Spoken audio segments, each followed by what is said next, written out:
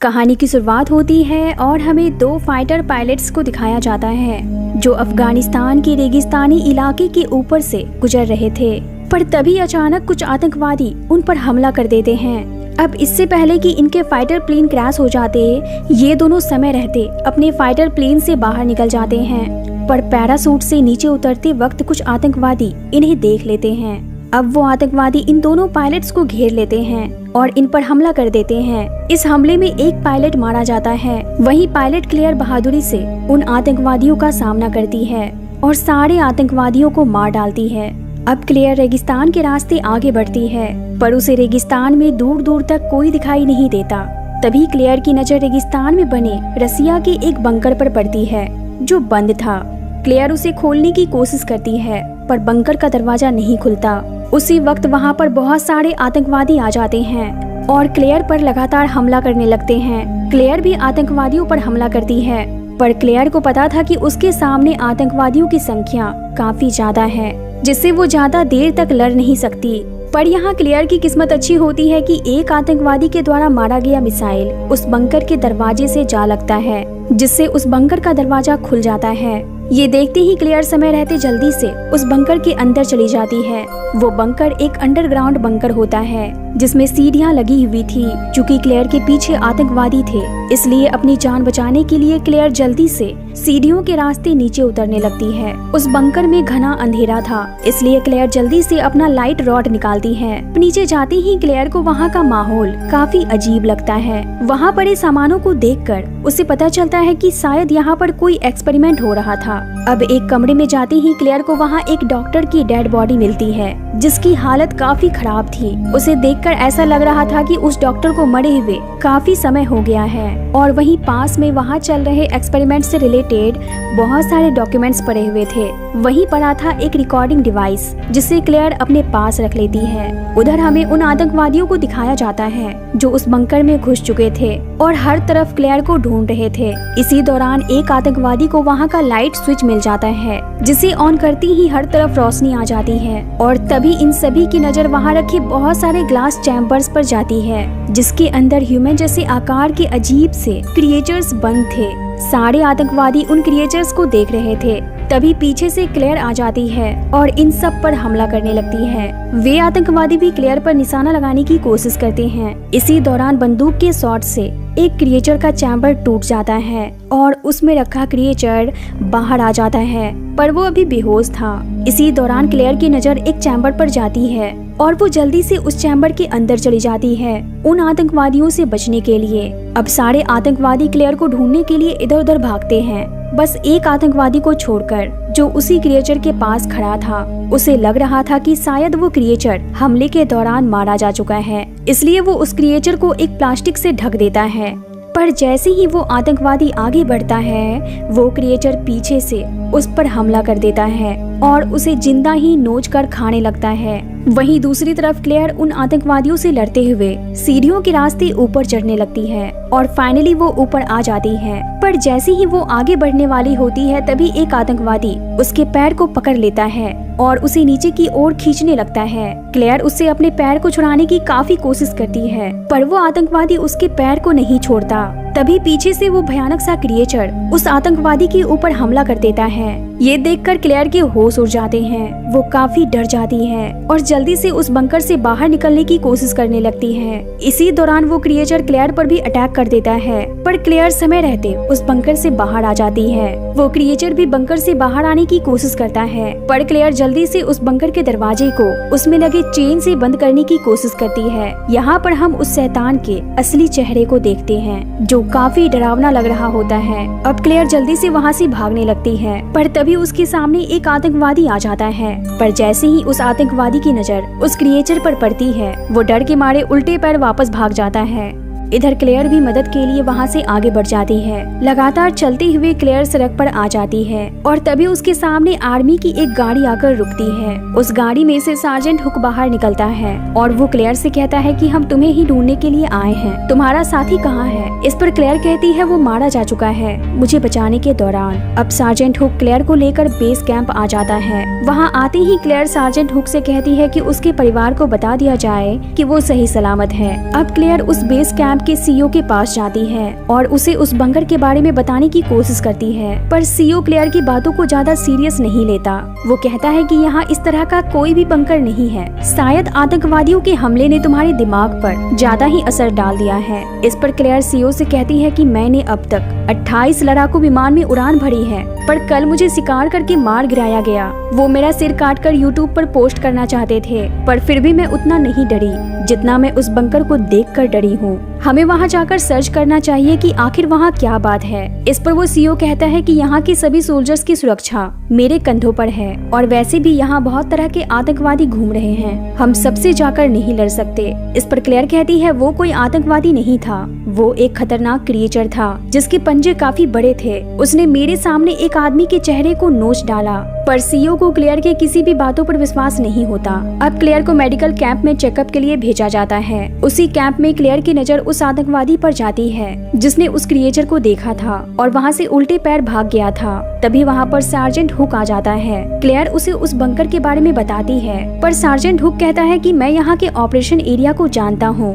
पर किसी भी सैटेलाइट इमेज या मैप पर इस बंकर जैसा कुछ भी नहीं है। क्लेयर कहती है ऊंचाई से उस बंकर को देख पाना शायद मुश्किल है, पर वो वहाँ है। उस बंकर के दरवाजे को एक जंजीर से बांधा गया था और उस पर रसियन भाषा में कुछ लिखा हुआ था। तभी वहाँ बैठा हुआ आतंकवादी, जिसे रसियन भाषा समझ आती थी, वो कहता है उस दरवाजे पर लिखा हुआ था कि इसे खोलना नहीं, और तुमने उस दरवाजे को खोलकर शायद बहुत बड़ी गलती कर दी। क्लेयर सबको बताती है कि उस बंकर के नीचे बहुत सारे चैम्बर्स थे जिसके अंदर उसी तरह के बहुत सारे क्रिएचर्स बंद थे, मानो उन्हें प्रिजर्व करके रखा गया हो। सार्जेंट हुक कहता है अगर वो रसिया का बंकर है तो वो काफी पुराना होगा, करीब 30 साल पुराना।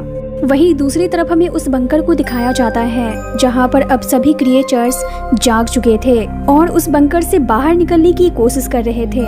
इधर हमें कमांडिंग ऑफिसर यानी कि सीईओ को दिखाया जाता है, जिसे कर्नल का फोन आता है। कर्नल सीईओ से कहता है कि क्लेयर के पास जो डिवाइस मिला है उसके बारे में किसी को भी पता ना चले और जल्द से जल्द उस डिवाइस को भेज दे। यहाँ हमें पता चलता है कि उस बंकर के अंदर जो भी है उसके बारे में कुछ लोगों को तो पता है, मगर उसे सीक्रेट रखा गया है। हमें क्लेयर को दिखाया जाता है, वो उस बचे हुए आदमी से कहती है कि तुमने मेरा एयरक्राफ्ट ब्लास्ट कर दिया और मेरे साथी को भी मार डाला। इस पर वो आदमी कहता है इसमें मेरी कोई गलती नहीं है, मैं तो बस गाड़ी चला रहा था, मैं हिंसक आदमी नहीं हूँ, मुझे तो ये अपने परिवार के लिए करना पड़ता है। यहाँ अगर आप उनके साथ नहीं हैं तो इसका मतलब ये है कि आप उनके खिलाफ हैं, जो उन्हें बिल्कुल बर्दाश्त नहीं होता। तभी हमें बाहर दिखाया जाता है कि उस बंकर के बहुत सारे क्रिएचर्स उस बेस कैंप पर हमला कर देते हैं और बहुत सारे सोल्जर्स को मार डालते हैं। उसी में से एक क्रिएचर उस टेंट में पहुंच जाता है जहां क्लेयर उस आदमी के साथ थी। क्लेयर जैसे ही उस क्रिएचर से बचने की कोशिश करती है,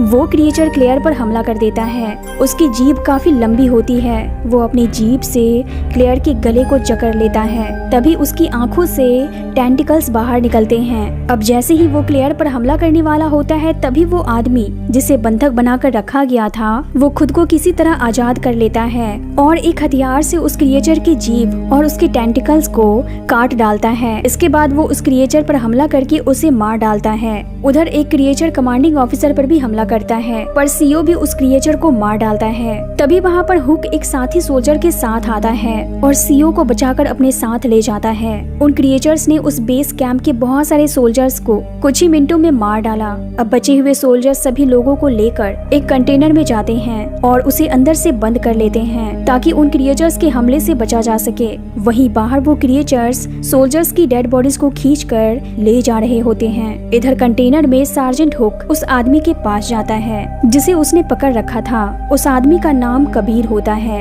हुक कबीर से पूछता है कि तुम यहीं के हो, अगर तुम्हें उस बंकर के बारे में या फिर इन क्रिएचर्स के बारे में कुछ भी पता है तो हमें बताओ। कबीर कहता है मैं पैदा भी नहीं हुआ था जब रसिया ने मेरे देश पर कब्जा कर लिया। उसी दौरान आसमान से जमीन पर एक सितारा गिरा। मेरे लोगों को लगा कि ये रसिया से युद्ध आरंभ करने के लिए ईश्वर का एक संदेश है। तब तक अफगानियों के पास अच्छे अच्छे हथियार भी आ चुके थे जिससे हम दुश्मनों के विमान को आसानी से उड़ा सकते थे। पर इससे पहले कि हम कुछ करते तभी वो खौफनाक घटनाएं शुरू हो गई। क्लेयर पूछती है कैसी घटनाएं? कबीर कहता है हमारे लोग अचानक गायब होने लगे। पहले एक आदमी गायब हुआ, फिर दूसरा, उसके बाद औरतें भी। ये सभी रात में गायब होते थे। कभी कभी तो हमारे लोगों की डेड बॉडी कटी फटी हालत हालत में मिलती थी, जिसे देखकर ऐसा लगता था कि किसी जानवर ने उसे नोच कर खाया हो। ये सब देखकर हमारे लोगों ने फैसला किया कि वो उस जानवर का शिकार करेंगे और उस दल का नेतृत्व किया मेरे पिता ने।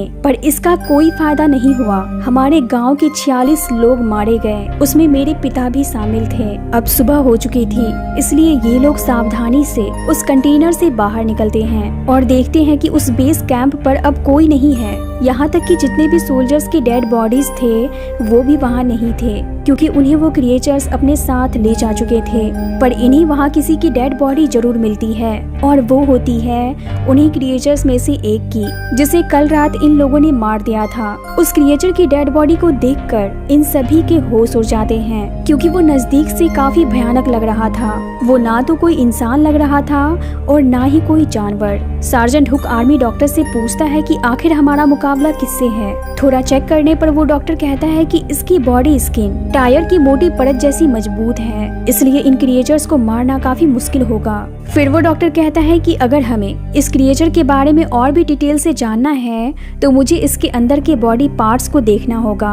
इसके बाद वो डॉक्टर कटर की मदद से उस क्रिएचर की ऊपरी परत को काटता है, और जैसे ही वो अपना हाथ उस क्रिएचर के बॉडी के अंदर डालता है, बॉडी के अंदर के पार्ट्स को देखकर उसके होश उड़ जाते हैं। वो सभी से कहता है कि इस क्रिएचर के बॉडी के अंदर जितने भी बॉडी पार्ट्स हैं वो इंसान के हैं। ये सुनते ही सभी को काफी आश्चर्य होता है कि ये कैसे हो सकता है। तभी सीओ होश में आ जाता है, जो काफी वक्त से बेहोश था। वो क्लेयर से कहता है कि दशकों से आर्मी इंटेलिजेंस की नजर उस एरिया पर है जहाँ से तुम जिंदा वापस आई हो। किसी ने भी इस बात की पुष्टि नहीं की कि वहाँ कुछ गड़बड़ी है कल के दिन तक, जब तुम सीधे उस बंकर में गई और वहाँ से एक ड्राइव लेकर आई। वो बताता है कि दिसंबर 1979 में साइबेरिया के ऊपर पृथ्वी के वायुमंडल में एक एलियन शिप ने एंटर किया और वहाँ पर वो एलियन शिप क्रैश हो गया। तभी कबीर बोल उठता है, वही टूटा हुआ तारा जिसे मेरे गाँव वालों ने देखा था। कमांडिंग ऑफिसर कहता है, हाँ, रूसियों ने अपने कुछ साइंटिस्ट उस एलियन शिप के पास भेजा। साइंटिस्ट ने देखा कि उस शिप के अंदर एलियंस हैं जो मर चुके थे। उन्होंने उस एलियन के डीएनए सैंपल्स को कलेक्ट किया और फिर इंसानों के डीएनए के साथ उन एलियंस के डीएनए सैंपल को मर्ज कर दिया, जिसका नतीजा ये खतरनाक क्रिएचर्स हैं। और ये सारा प्रोसेस अफगानिस्तान के उसी बंकर में हो रहा था, रसिया से दूर।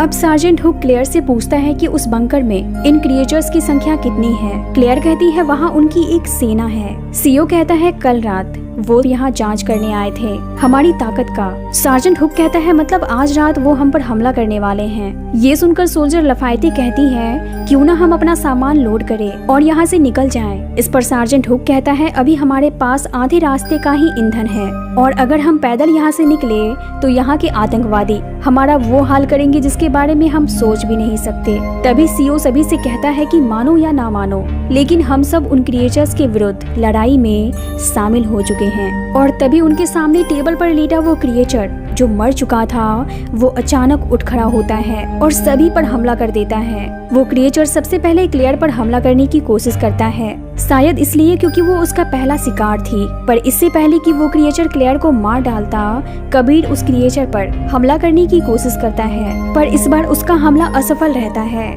ये सब देखकर सीओ एक बॉम्ब निकालता है और उस क्रिएचर के साथ खुद को भी ब्लास्ट करके इस लड़ाई की शुरुआत कर देता है। अब बचे हुए इन सभी के पास कोई दूसरा रास्ता नहीं बचा था वहाँ से जिंदा वापस निकलने का, इसलिए ये सोचते हैं कि ये सभी उस बंकर में जाकर उन सभी क्रिएचर्स को खत्म कर देंगे, चाहे उसके लिए इन्हें अपनी जान क्यों ना देनी पड़े।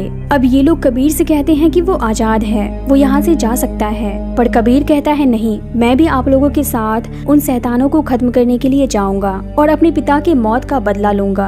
अब ये लोग उस बंकर तक पहुँच जाते हैं और उस बंकर के अंदर बहुत सारे बॉम्ब्स लगा देते हैं ताकि उस बंकर को ब्लास्ट करके उन क्रिएचर्स को हमेशा के लिए खत्म कर दिया जा सके। पर जैसे ही ये लोग बॉम्ब लगाकर उस बंकर से बाहर निकलने वाले होते हैं कि तभी एक क्रिएचर हुक पर हमला करके उसे बंकर के नीचे खींच लेता है। सभी को लगता है कि हुक मारा जा चुका है, पर थोड़ी ही देर बाद क्लेयर को हुक की आवाज सुनाई देती है। वो नीचे जिंदा था, इसलिए अब क्लेयर सभी से कहती है कि वो बंकर के अंदर जाकर हुक को बचाएगी। नीचे जाने के लिए क्लेयर सहित 5 लोग तैयार होते हैं और वहीं बाहर विल्क्स आर्मी जीप में लगे वायर को वहाँ टूटे हुए लिफ्ट में बांध देता है ताकि ये पांचों नीचे जाकर हुक को बचा सके। अब ये पांचों उस लिफ्ट के सहारे बहुत ही मुश्किल से पर सही सलामत नीचे पहुंच जाते हैं और हुक को ढूंढना स्टार्ट कर देते हैं। पर तभी ऊपर से विल्क्स क्लेयर से कांटेक्ट करता है और कहता है कि मुझे एक अलर्ट मैसेज आया है कि अगले 20 मिनट के अंदर इस लोकेशन पर मिसाइल से अटैक किया जाएगा। इसकी गिनती भी स्टार्ट हो चुकी है, इसलिए अब तुम लोगों को 20 मिनट के अंदर ही अपना काम खत्म करना होगा। उधर एक कमरे में हमें हुक को दिखाया जाता है जो बेहोश था, पर जैसे ही उसे होश आता है वो देखता है कि उस कमरे में बहुत सारे डेड बॉडीज पड़े हुए हैं जिसे एक क्रिएचर नोच नोच कर खा रहा था। अब जैसे ही उस क्रिएचर की नजर हुक पर जाती है वो हुक पर हमला कर देता है, पर हुक भी हार नहीं मानता। वो उस क्रिएचर की जीभ को काट देता है, फिर उसके सिर पर लगातार वार करके उसे मार डालता है। वहीं दूसरी तरफ हम क्लेयर को देखते हैं जिसे आगे चलते हुए एक बड़ा सा चैम्बर दिखाई देता है। क्लेयर जैसे ही उस चैम्बर के लाइट को ऑन करती है वो उस चैम्बर में एक अजीब सा क्रिएचर देखती है और ये अजीब सा क्रिएचर और कुछ नहीं बल्कि वही एलियन क्रिएचर होता है जो उस एलियन शिप में इस धरती पर आया था जिसे रसिया ने अपनी कंट्रोल में ले लिया था।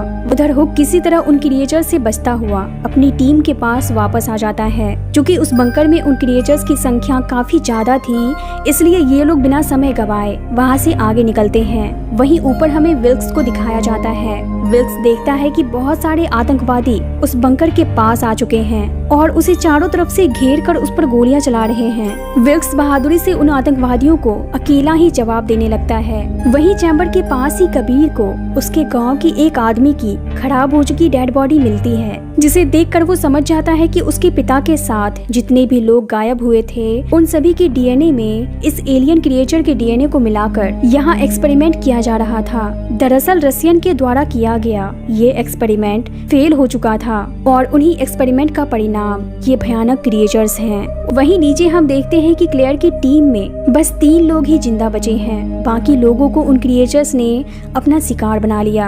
हुक भी मारा जा चुका था, इसलिए क्लेयर बचे हुए 2 लोगों के साथ लिफ्ट के अंदर चली जाती है। पर विल्क्स सिग्नल मिलने पर भी लिफ्ट को ऊपर नहीं खींच पाता क्योंकि वो ऊपर आतंकवादियों से बुरी तरह से घिरा हुआ था। इतनी ही देर में उस लिफ्ट पर बहुत सारे क्रिएचर्स हमला कर देते हैं और एक क्रिएचर ब्रॉम हेड के सिर पर हमला करके उसे बुरी तरह से मार डालता है। एक क्रिएचर कबीर को भी जकड़ लेता है, पर तभी कबीर की नजर उस क्रिएचर के हाथ पर जाती है जिस पर वही घड़ी बंधी हुई थी जो घड़ी उसके पिता पहनते थे। ये देखकर कबीर समझ जाता है कि ये क्रिएचर कोई और नहीं बल्कि उसके पिता हैं जो अब एक क्रिएचर बन चुके हैं। इतनी ही देर में वो गाड़ी जिसमें उस लिफ्ट की वायर बंधी हुई थी वो खिसकते हुए उस बंकर के अंदर आ जाती है और वो गाड़ी उस लिफ्ट पर गिरने ही वाली होती है कि कबीर क्लेयर से कहता है कि तुम जल्दी से इस लिफ्ट से बाहर निकल जाओ। और जैसे ही क्लेयर उस लिफ्ट से बाहर निकलती है वो गाड़ी उस लिफ्ट के ऊपर गिर जाती है जिसमें कबीर अपने पिता के साथ जलकर मारा जाता है। उधर ऊपर विल्क्स को आतंकवादी अपने कब्जे में ले लेते हैं। नीचे क्लेयर अकेली थी और बाहर निकलने का रास्ता ढूंढ रही थी। तभी उसे उसके साथी की एक वॉकी टॉकी मिलती है जिस पर मैसेज दिया जा रहा था कि उस बंकर पर मिसाइल गिरने में अब सिर्फ 13 मिनट ही रह गए हैं। अब इससे पहले कि क्लेयर कुछ सोच पाती उसकी नजर हुक पर जाती है। हुक जिंदा था और सही सलामत भी। तभी ये दोनों देखते हैं कि बहुत सारे क्रिएचर्स भागते हुए इनकी ओर आ रहे हैं, इसलिए अब ये दोनों बिना समय गवाए लिफ्ट के वायर में खुद को बांध लेते हैं और ऊपर जाने लगते हैं। वहीं ऊपर हमें विल्क्स को दिखाया जाता है जिसे आतंकवादी अपना बंधक बना चुके थे और वो विल्क्स को मारने ही वाले थे कि तभी पीछे से हुक और क्लेयर समय रहते वहां आ जाते हैं और उन आतंकवादियों को गोलियों से छल्ली कर देते हैं। अब इन तीनों की नजर उस मिसाइल पर जाती है जो वहां हमला करने वाला था और वहां आ चुका था। अब सिर्फ 1 मिनट बाकी था हमला होने में। ये लोग जल्दी से एक गाड़ी में बैठते हैं और वहां से दूर जाने लगते हैं और फाइनली कुछ दूर आगे निकलते ही वो मिसाइल उस बंकर पर गिर जाता है जिससे वहां एक बहुत बड़ा ब्लास्ट होता है और उस धमाके में सारे क्रिएचर्स सहित बहुत सारे आतंकवादी भी मारे जाते हैं जिसे दूर से क्लेयर, हुक और विल्क्स देख रहे होते हैं। इसी के साथ इस मूवी का द एंड होता है।